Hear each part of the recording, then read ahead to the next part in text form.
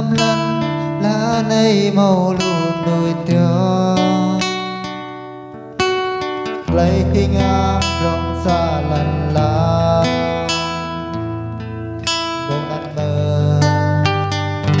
ý đôi việc lấy đau được lắm lần là màu màu lấy má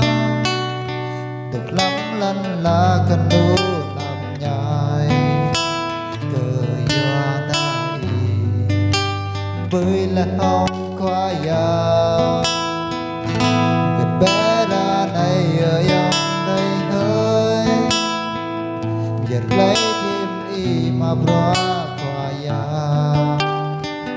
chẳng được lấy thêm y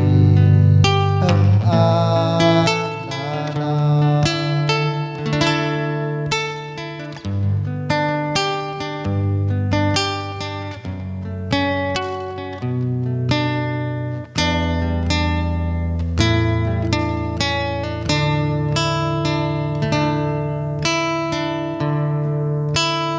đông lâm lân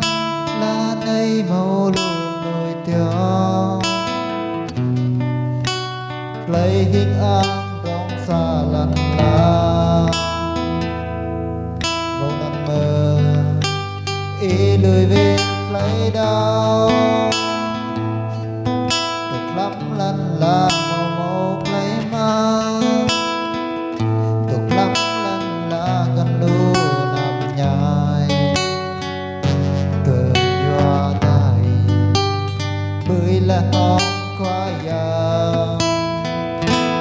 việc bé ra này ở dòng đây hơi giật lấy đêm y mà bro qua già chẳng cực lấy đêm y hâm na na được lắm lần là màu màu lấy má được lắm lần là cần luôn nằm nhai cờ doa ta thì với là ông khoai